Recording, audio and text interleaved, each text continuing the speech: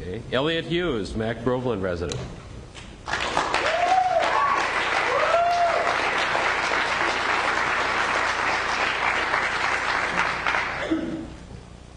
Sorry, I'm kind of nervous. Hi, my name is Elliot Hughes. I've been an activist since I was 10 years old. I've been working with anti-war groups. I've been working with groups that protest corrupt environmental policies. I used to be in Youth Against War and Racism, and I was heavily involved with Amnesty International. I work with Sisters Camelot. We provide free organic groceries to homeless people. I'm also a Reiki healer, and I've had some very amazing spiritual experiences with that. I won't go into that too much. All right. You're doing fine. You're doing fine. You're just fine.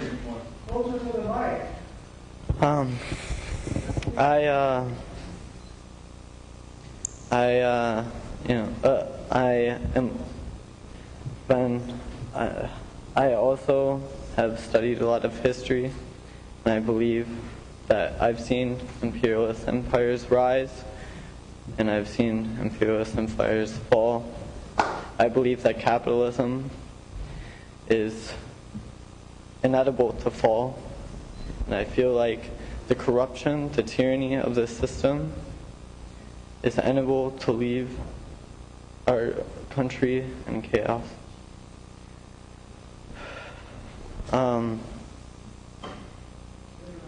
I believe, I also believe that why I was at the protest is because I believe that the Republicans are not living up to environmental standards.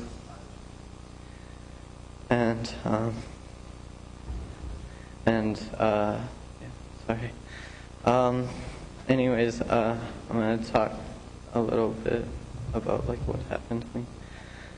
I'm a lifelong resident of the city of St. Paul, and I'm here to relate to you my brutal experiences at the hands of the Ramsey County Sheriff's Office.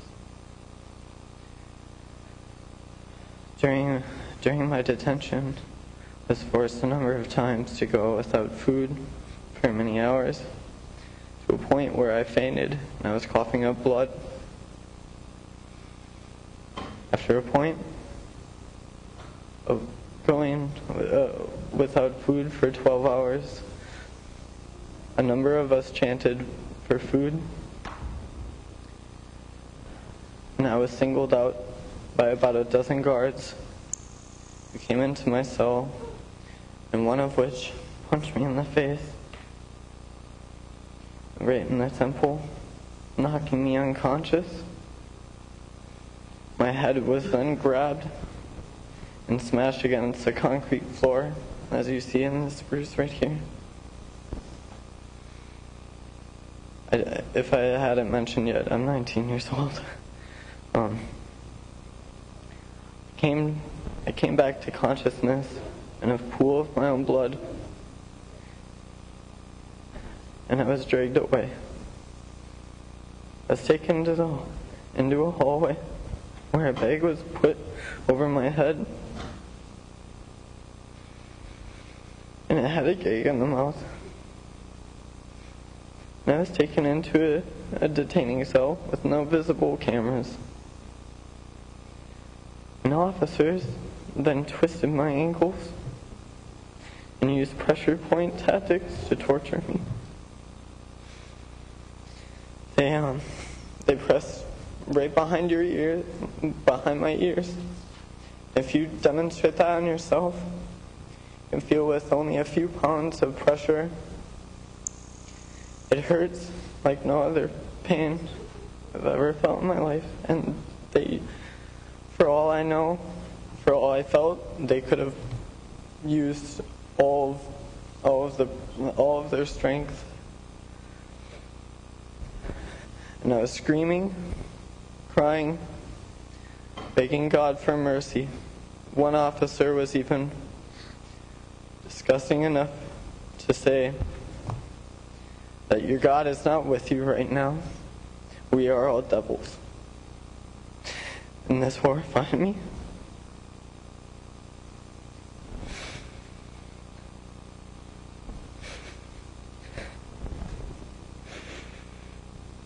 I was taken to Regent's Hospital without being told where I was going. I wasn't sure if I was going to end up in a ditch or not.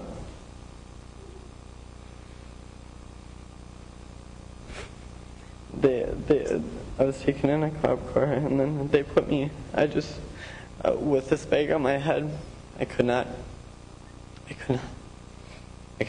barely see. I was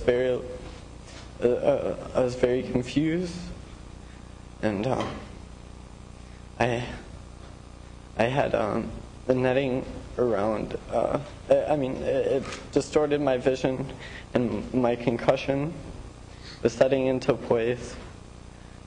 And at a point in that detaining cell at Regent's Hospital, where I was only wearing a t-shirt and it was freezing cold, I was sitting in the corner screaming and crying, begging for mercy and, begging for them to let me go. I had vomited in this bag, and I begged them to take it off of my head, and they refused. In fact, they put a newspaper over the door so that they could not see me, but only hear me scream. They were laughing at me at that point. I was then crying for about 4 or 5 hours, and then a medical doctor came in, and he said that I would not receive treatment until I stopped crying. I told him that I wanted to speak with a social worker. I told him that they tortured me. I told him, but please let me go. And he left, and left me in there all alone. At this point, it was comforting for even an officer to be in the room with me. But they would.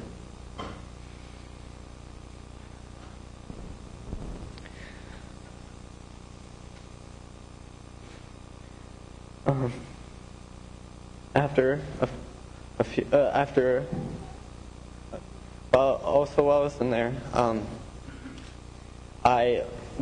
the entire time I had zipped my hands, handcuffed behind my back, and they did not let me. I could not drink any water. The faucet was facing down, and I asked them for water within the 6 or 7 hour period that I was in there, and every time I was denied.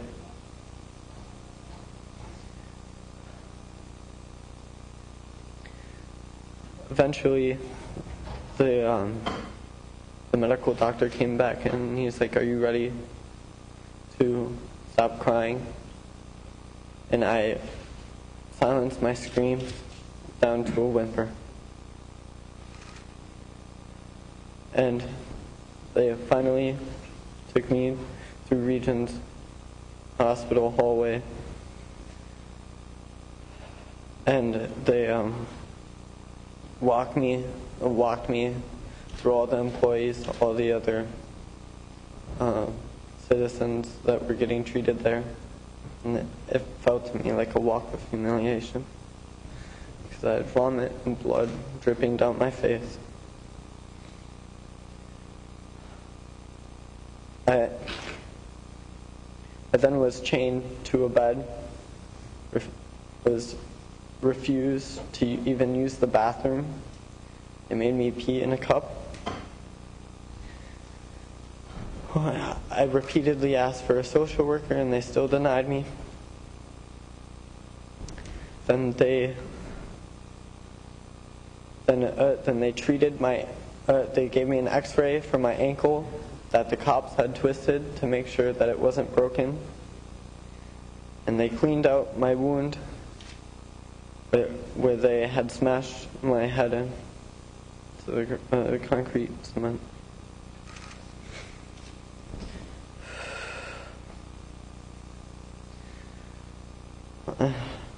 And I find these, and they refuse to treat what I believed was a concussion. I find these acts to be illegal, and a violation of my human rights. I will continue to fight for justice. I've also written a statement, a request for action to be taken to prevent things like these in the future. And I'll state it word for word. It's titled, Community Request for Action Against Police Brutality. On behalf of my community and myself, I have a few requests for the City of St. Paul, and the St. Paul Police Department, and the Ramsey County Sheriff's Office. I would like to see a new ethics policy for all city and county law enforcement, and it should be written with community input under a consensus-based process, including a non-discrimination policy with transparent and public processes for punishment of violations of the ethics policy. Number 2, community members should be able to view recent photos of all St. Paul police and Ramsey County Sheriff's officers and guards at all St. Paul jails and prisons, including names and badge numbers with pictures.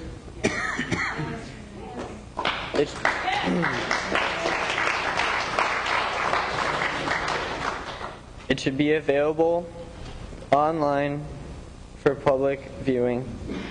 The reason for this request is so that all officers and guards that violate the new ethics policy can be identified.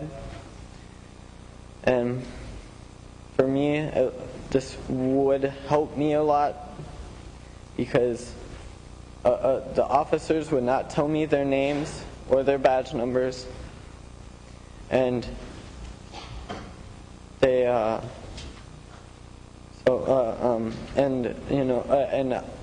this hasn't been the first time that I've been beat up in jail. Number 3, a new review board of non-law enforcement community members should interview new officers with the power to do background checks, to veto their employment. They'll also give promotions and discipline current officers in a consensus-based process. All surveillance footage from all law enforcement departments should be available to the review board at all times. Number 4, surveillance in the Ramsey County Jail and all detaining cells at the Sheriff's Office, the St. Paul Police Departments should be improved so that there isn't anywhere that guards or officers can take inmates for secret beatings, torture, or interrogations.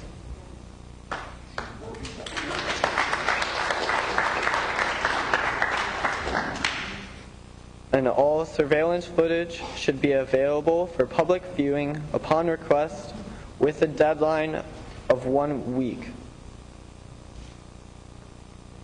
Number 5, dashboard cameras should be installed, dashboard cameras installed on all St. Paul Police and Ramsey County Sheriff's vehicles shall be running at all times with no ability to turn them off. All surveillance footage from vehicles should be available for public viewing upon request with a deadline of 1 week. Number 6, every law enforcement officer in the city should be required to pass classes on community mediation, since that is their role in our community, is to mediate. They should also be required to attend an open community forum about police brutality, so that law enforcement officers will hear the stories and feel the effects that police brutality has on one's psychological health, one's family, and the surrounding community.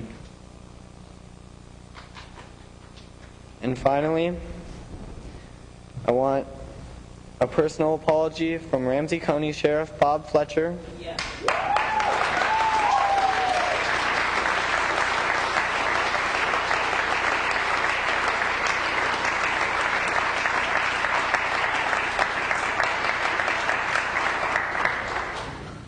I want an apology from Ramsey County Bob Fletcher for what happened to my community members and myself under his watch, including his justification of the criminal treatment of my community members and myself, and saying that I was, quote unquote, extremely disruptive for chanting for food, and they beat and tortured me in an attempt to silence my voice. I also, this isn't on here. Actually, sorry, it just slipped off my.